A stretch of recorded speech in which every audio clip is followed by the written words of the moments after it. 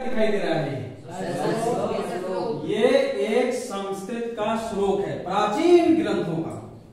इसमें क्या है देखिए, गोपी भाग्य मधुव्रात श्रृंगीशोदधि संधिक खल जीवित खाताव गलहाला रसंधर गलहाला रसंधर।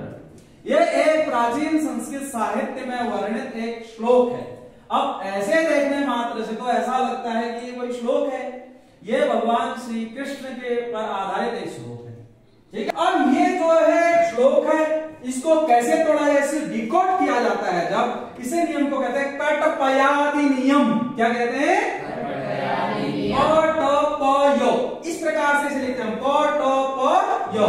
ये जो 1 2 3 4 5 6 7 8 9 शून्य, दहाई का अंक नहीं आना है, केवल इकाई के अंक, उसके बाद शून्य। ठीक है, जैसे क क्या हो गया 1 में आया, फिर ख 2 में, ग 3 में और घ 4 में, म 5 में, च 6 में, छ 7 में, ज 8 में, झ 9 में, यो 0 में। यानी जो शून्य है उसका कोई मान नहीं।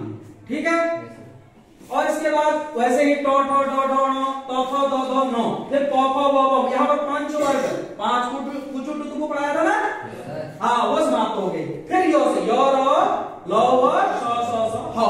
ठीक है, ये हमने इसको डिकोड करने के लिए, इसको जो है ये हमने नहीं बनाए, उन्हीं ने जिन्होंने ये श्लोक आदि की रचना की है, गणितज्ञ रहे हमारे भारतीय, उन्होंने ये नियम बनाया कटपयादि नियम। इस नियम के आधार पर क जो है उसकी जो है उसका मान कितना होगा 1, टो का भी कितना होगा 1, टो का भी 1, यो का भी 1, वैसे ख का 2, गौ का 3। इसी प्रकार जो सारणी बनी है कटपयादि सारणी कही जाती है। इसके आधार पर इसे खोलेंगे, अब डिकोड करेंगे। आई बात समझ में? गौ क्या कितना है मान देखिए, बताइए गौ का मान कितना है 3 है। उसके बाद एक दशमलव लगा देंगे, फिर प का मान कितना है 1, भ का 4, फिर आधे अक्षर को नहीं गिनेंगे, जिसमें स्वर नहीं है ऐसे अक्षर को नहीं लेंगे, ये इसका नियम है। ठीक है, अब गौ को ले लेंगे, यो का कितना है, यो का कितना है 1 है ना, ये यो का 1 हो गया। उसके बाद मो का 5, फिर धो का 9, फिर ये अब इस पे क्या लेंगे बताओ, रो लेंगे, क्योंकि वो आधा है, वो में रो लगा। जैसे हम इसको अगर हम कहेंगे कि भाई वर्ण विच्छेद करो तो ऐसे आएगा, वो आधा वो हो गया, हलंत लग गया, फिर क्या आएगा रो। आई बात समझ में? ऐसे तो आएगा। और फिर इसमें भी लगा देंगे तो इसमें आगे मात्रा आ लगा देंगे, ये हुआ ब्रा, हुआ कि नहीं हुआ ब्रा। आगे बात समझ में? ठीक है, अब तो रो को लेंगे, रो का मान कितना है बताइए, रो का मान कितना है 2। फिर उसके बाद तो का मान कितना है, ये तो का मान 6 है कि नहीं है? तो इस प्रकार से आप जब देखेंगे सबको, इसकी संख्या जो है यहां तक निकलेगी। देखो 1 2 3 4 5 6 7 8 31 स्थान तक शुद्ध पाई का मान इस श्लोक में है। ये आश्चर्य की बात। सामान्य लोग समझते हैं कि संस्कृत में खाली पूजा पाठ के मंत्र है बस, और कुछ नहीं है, तो स्वाहा स्वाहा ऐसे करके मजाक उड़ा दी बस हो गया। लेकिन लोगों को पता ही नहीं है कि संस्कृत शास्त्रों में भी कुछ ऐसी अद्भुत चीजें है कि नहीं, आपको बताइए आश्चर्य बात जानकर। तो यह है कटपयादि नियम के द्वारा हमने इस श्लोक को डिकोड किया। मतलब ये अगर ताला है, ये क्या है ताला, तो इसकी चाबी है कटपयादि नियम।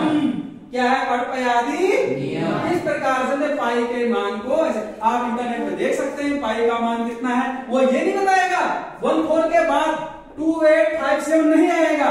आप देखना, सर्च करना, गूगल कर लेना या किसी से पूछ लेना, उसके बाद 1592 ऐसी संख्या आएगी। ये देखिए जबकि यहाँ क्या है अंतर आ गया ना, 2 8 5 7 आ गया ना, यहाँ जो है इसके बाद 2857 आ गया, लेकिन यहाँ क्या है 1592 आ रहा है। तो ये बिल्कुल सटीक है। असल में 22/7 नहीं है इसका मान कुछ इस प्रकार से आएगा, जो है 21.99 ऐसे आगे भी कुछ आएगा, उसके बाद 7 आएगा, कुछ ऐसी संख्या आएगी। अब ये जो है मान लिया गया कि 22/7 है, पाई का मान को मान लिया गया, ठीक है, जिससे हम सारे सवाल करते हैं। असल में वो एकदम शुद्ध, जिसे हम 100% शुद्ध कहते हैं ना, वो नहीं माना गया है अभी भी। इसमें जो है रिसर्च है, अभी मार्च में शायद 14 मार्च को पाई डे मनाया जाता है, जो महान गणितज्ञ वो जिसके भी नाम याद नहीं है, उनके जो है जन्म, उनने जो खोजा था इसको, उस दिन पाई दिवस मनाया था। उन्होंने काफी हद तक कम से कम 15 स्थान तक निकाला था, जबकि ये कहां तक है, 31 स्थान तक एकदम शुद्ध, ठीक है। हाँ, इसे लिख लो आप लोग।